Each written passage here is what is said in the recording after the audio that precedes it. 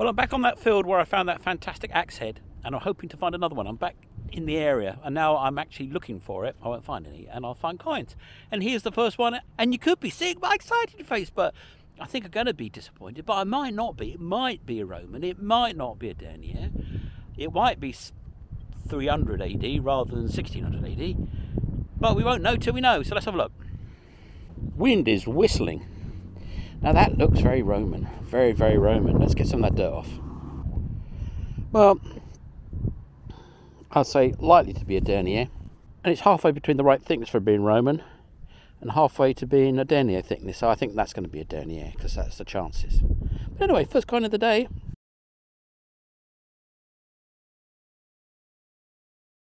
We like the first coin of the day. Now I went over there because the edge would be on the straight line to where I found the Roman stuff, but nothing in there at all apart from lots of RF noise banging on at my detector. Click, click, click. Can't imagine why. There's an electric fence there that goes away across, but it's not having the same effect here, but then maybe it's not on here. Don't know, but it's quiet here, so I'm happy with that. And this was a 78, which is another reason I was hoping it's going to be Roman, because Romans can be a lot lower than the normal copper coin from the 17th century. Set myself up for disappointment again, but a car went by, so it must be important. Got something in here, 53 signal, trash signal, that is, totally. So maybe it's trash, maybe it's, not going to say. Anyway, let's have a look. You see, that is very interesting, because at 51, that's not going to be your standard copper. In fact, that's looking very Roman. That's looking very, very, very Roman. Or even something else. Yeah, well, that makes sense, doesn't it? Well, I'm going to clean this up. We'll see whether we've got something. Or, it could be a button, of course. But I'm hopeful for that. I'm not going to curse it by saying I think it's a you-know-what. Let's clean it up and find out.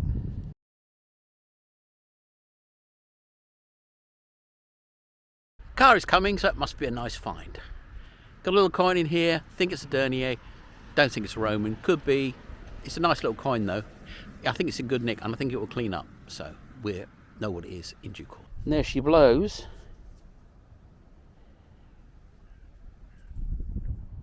And it's a little bit too thin, it's a little bit too roundish and not Romany shape, but you never know till you know. Well, I just come back from a trip to the UK, and boy, has all those lockdowns had a really negative effect on a lot of people. They are really, really, worn out because they haven't had any exercise for such a long time and got out of the habit. And they've all, fallen to bits. So I've determined I'm not going to let it happen to me more than it already has. And I'm going to do a lot more exercise. And of course, what better way to do it than in a field with a metal detector. So there we are. It's my kind of New Year's resolution, not really, to do a lot more exercise and therefore a lot more treasure hunting with a bit of luck. Anyway, got something in here, and I'm not sure it is what I think it might be, but have a look. I think this is a arrowhead, but it might not be. So that looks like a arrowhead to me. There's the flange, it's been broken off here. And it certainly looks like it could be one of those sort of things, but if you know, post below. It's the other side makes me wonder. Again, it looks possible, but, it looks a little bit too thick to be an arrowhead. Maybe a spear point or something. I don't know. But maybe not. I'm going to put it in the bag anyway, not in the pocket. But I think it might be, because I found a beautiful arrowhead just about 100 yards from here. And I thought, well, why not here? So what do you think? If you know, or think you know, post below. This is my excited face. It's not super excited, but it's quite excited. And it could get a lot more excited when I show it to you and explain it what it is. You might be excited too. Maybe not. Have a look. So that, I believe, is a medieval horse mount. And that's a shield. And I think on there, we're going to get some detail. Maybe not.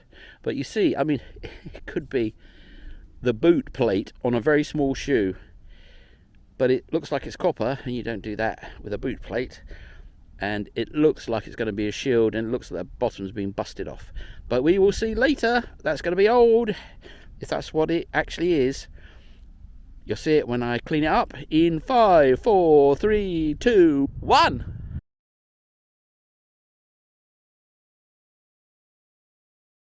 Oh, you're going to be getting wind noise. So that's a bit of spoonage, and literally, there you go, snapped it in two. So a bit of pewter spoonage. I think this is a thing. It could be something really, really good. Only time will tell.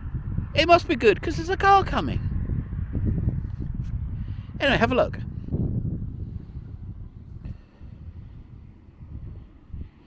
So that's the sort of thing the Romans had for cleaning their nails or whatever. Yeah, well, it's definitely copper. Anyway, we will see when we clean it up.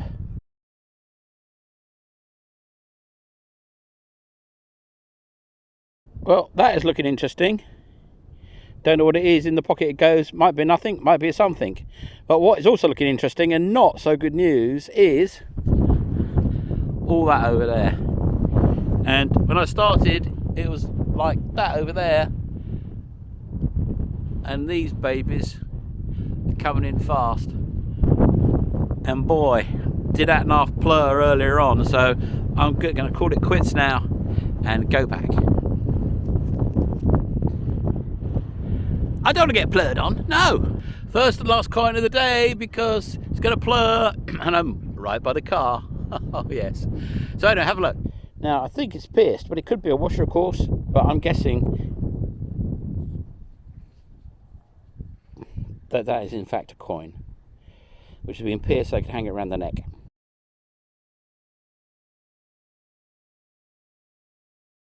This is Rusty Puss. And Rusty Puss was dumped on us and she was absolutely starved. And she had like 100 ticks on her because she'd been out so long in the wild starving. And she's a very, very old cat. So she was dumped on us. And she's also a very, very ill cat. And she probably hasn't got long, have you, Rusty Puss? Not that you know that. But she's very old. And she's also epileptic. And the vet didn't believe that we didn't want to put her to sleep. Because when she has a fit, she just flails around and smashes up the place. Don't you, Rusty Puss? You do. And leaves a lot of other stuff hanging around we have to clean up when you have those fits, don't we, Rusty Puss? And the poor cat is absolutely exhausted after these fits. But, you know, you're a lovely cat. You're a lovely cat. We'd hope you get better. But she's very old. And when she came to us, she was starved. And she put on a weight. But she's having more and more of these fits. And she's very ill. But she's enjoying herself. With all the food we give you, we eat like a horse, don't you, Rusty Puss? You do. And we love her. And you never know. She might stop having her fits. You might, mightn't you? And she might go on for years and years. We certainly look after her. But, oh, it's very frightening when she has those fits. She smashes into everything and, you know, oh, you can imagine. And it goes on for quite a long time, 2 or 3 or 4 minutes. And then she just sits there stunned. Rusty, come on, Rusty. Yeah, Rusty, come on. Come on, come on. You just sit there, don't you, stunned for like an hour or two. But anyway, and then she's all right like this now. And if we ever come in, she comes round meowing at us and wanting to be cuddled. Ah, you're purring, Rusty. You are, as always.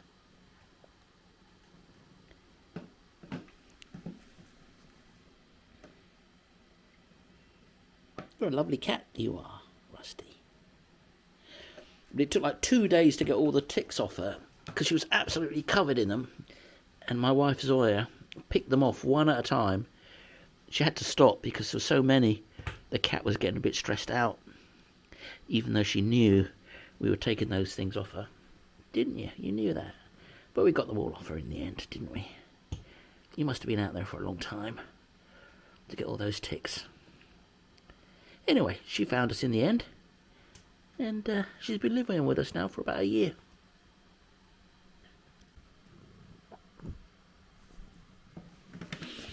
So you often ask me about the cats, so I thought I'd introduce you to them one at a time during my treasure hunting videos, just so you could meet them. So that was Rusty, our lovely old cat.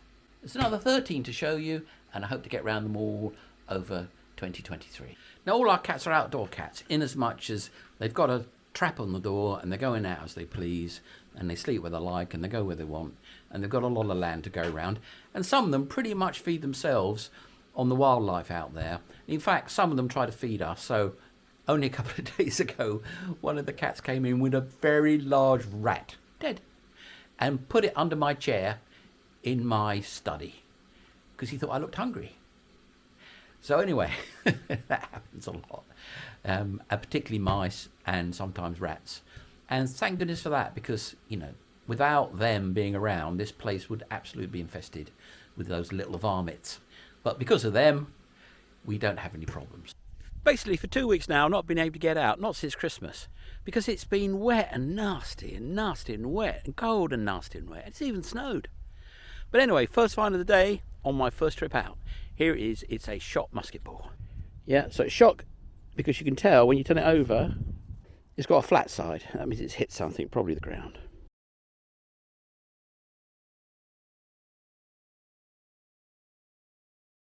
This is my excited face. Oh, it's not actually excited. It's like, well, yeah, face. Oh, brilliant face.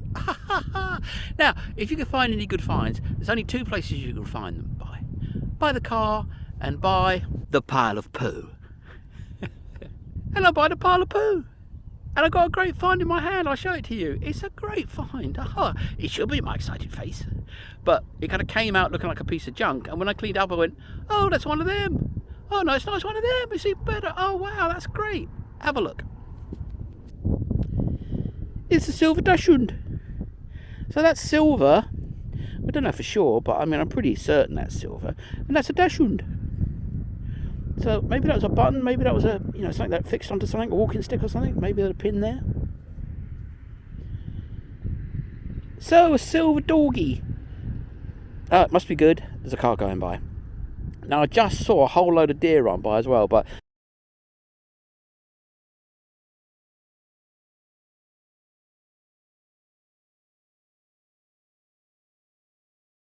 didn't have enough time to take the camera out. But anyway, they ran by, so I thought, oh, that's a nice omen. Maybe this dachshund was chasing them. Anyway, on we go. Pressed the wrong button, took a photograph, didn't take a video. But anyway, got a really lovely signal, got to find it. Hope you're not getting this wind noise. Have a look. Yep, it's the iron ring. It always gets you. It gets you every time. Or me anyway. It was a lovely signal. It said silver, silver, silver. It was deep, deep, deep. In fact, it's so lovely and so deep, I thought iron, iron, iron. But no, it's a coin. And no, it's not silver. It's aluminium. Nice coin though. 2 franc 1947 post-war inflation money. Would have been silver. Don't rub the coin. Once upon a time. But now aluminium. Anyway, nice coin. Happy with that. Not as happy as I would be with a 2 franc silver coin though, but still happy.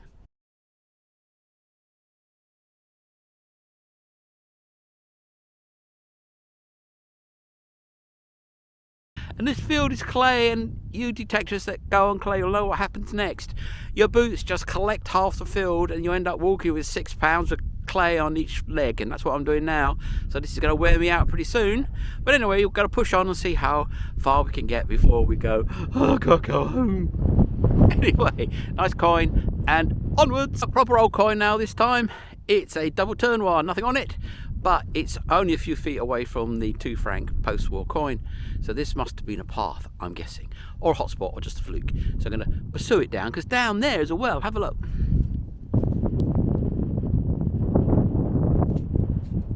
So maybe there was a house down here, and that was its well, and this was a path from the road.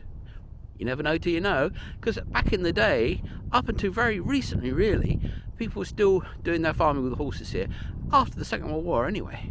So, you know, there was a lot of people on the land, there was a lot of buildings, a lot of houses. It wasn't till mechanisation came along, around that sort of time, maybe early 30s for the rich farmers, that people, just couldn't make it work that way, and they left the land, and their houses fell down, or knocked down, or ploughed in. And where there's a path between a peasant's house and the road, they'd have been walking up and down for 1,000 years and dropping these little coins occasionally.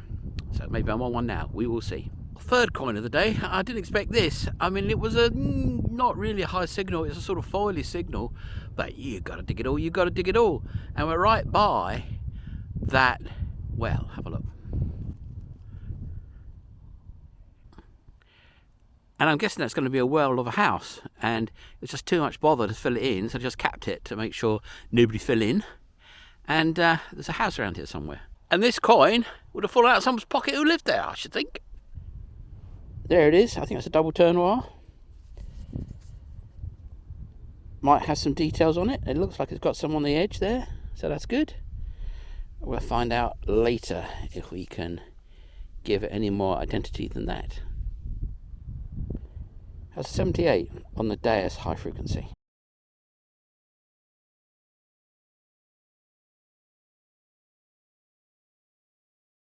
Well, I got a big find here, and whoever lost this, I mean, for them it must have been a huge wrench.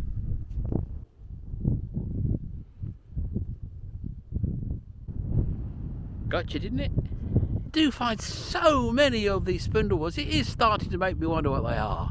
I mean, spindle wheels, obviously. Must be important, there's a car coming. So, I got another one. I must find one every trip. I must have hundreds of them. And, well, I mean, yeah, obviously sewing was very common, and so was spinning. But there's a lot of them. I mean, really, I find almost as many of these as coins.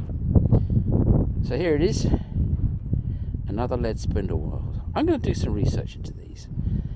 I mean, does anybody really know what they are? I mean, I think I do. I think they're spindle wheels, but, so many of them.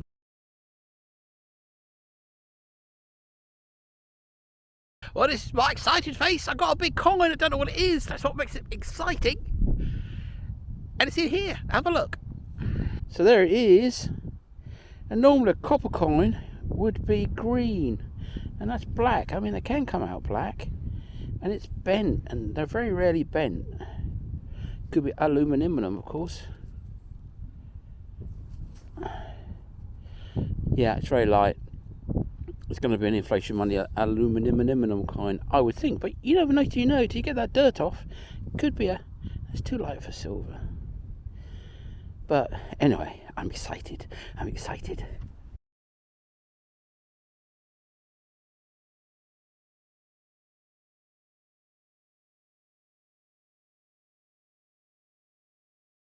Another spindle well. We're getting to the car now, so I'm about to pack it in.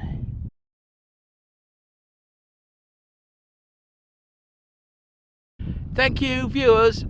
A special thank you to commenters, and a very special thank you to coffee buyers. Well, that was a great hunt. I mean, nice selection of coins, lovely dachshund in probably silver. I mean, that makes the hunt right there. But that was early on. Got to learn this field a bit better. It's kind of interesting. It's difficult because it's clay, muddy, hard to dig, and it's huge. But, that silver dachshund, I like that. Now, anyway, just a quick update on me and YouTube. YouTube is now not showing me to anybody under 42 years old. So if you're watching this, that's because you're over 42. If you're 39, you don't get to see me. If you're 35, you don't get, i.e., most of the viewers of YouTube are not shown my videos. Not one.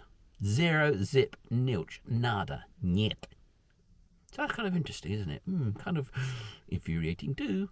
Anyway, there you go. So, we'll see me soon. There might be a bit of a break because I'm having to go away from metal detecting for about a month. And I've been sort of, locked in for almost a month as well. Well, maybe 3 weeks because of the weather. So it's going to be difficult for me to do much metal detecting between now and then. So I haven't got much material. But anyway, as soon as I'm back, as soon as I can, I will make more videos. So hopefully it won't be too long. And, I'll be filling the gaps with some mushrooms. Anyway, see you soon. Bye now.